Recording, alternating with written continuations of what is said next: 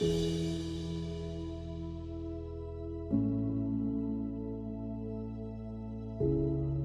a look at this terrifying scene in Northeast D.C. Fire crews say that fire started when a surge protector overheated. The side of a building collapses in Northeast D.C. and 2 women in the crosswalk barely escaped. Having a building collapse right in front of you when you're driving down the street in a fire truck is a little bit unusual. Pure black smoke. No alarm went on. Firefighters had to get through steel burglar bars on ground floor windows, and they had to work their hoses around the car parked in front of the nearest hydrant. Some D.C. firefighters threw themselves on top of 2 dogs that were attacking people at the scene of a fire today. I was really concerned for the children. D.C. Fire and EMS taking this video as swift water rescue teams help bring trapped people to safety. The message is don't go in the Potomac River. It's not safe.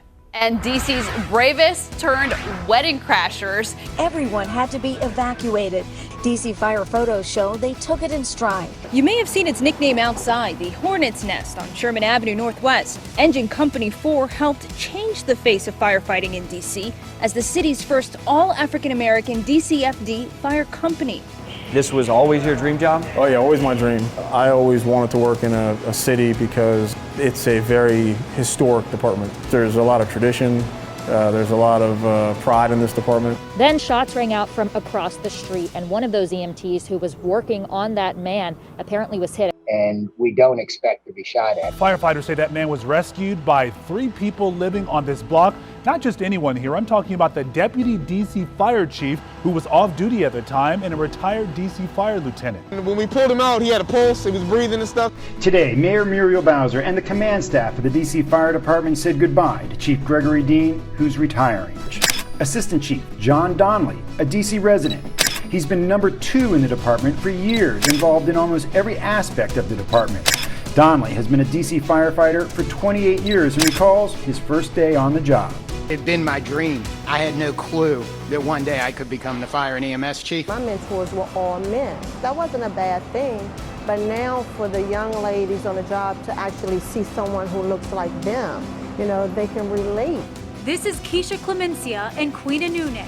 They both joined the fire department when they were 17 and 18 years old. Changed, and it's changed for the better. It has. More than 2 decades later, rising through the ranks to become battalion chief at the DC Fire Department. Staying alive.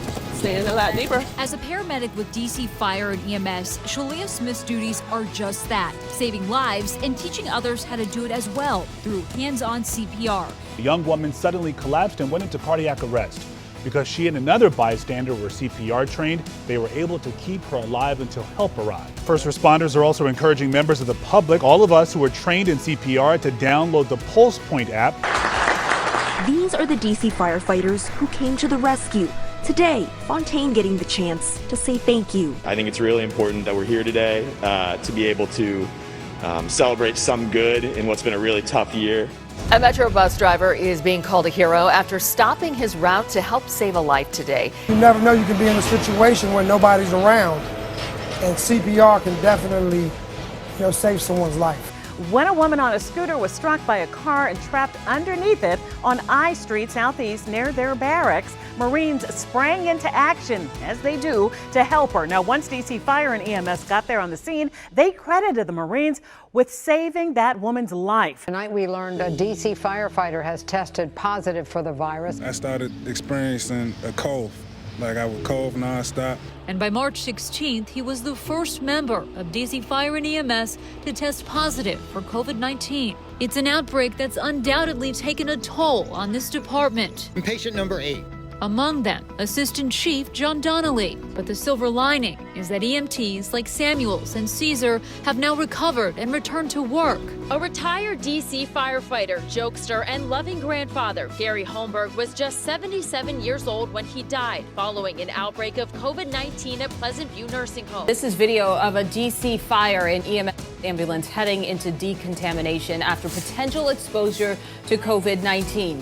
As the city announces 8 more department workers tested positive for the virus. This facility is typically used to store extra ambulances and fire vehicles. Now it's a decontamination zone. Crews that have been exposed to coronavirus come in, and it's a 3-hour process to get everything cleaned up. This is Engine Company 4 on Sherman Avenue in Northwest D.C. It's one of 10 D.C. firehouses that has been set up for free walk-up COVID-19 testing.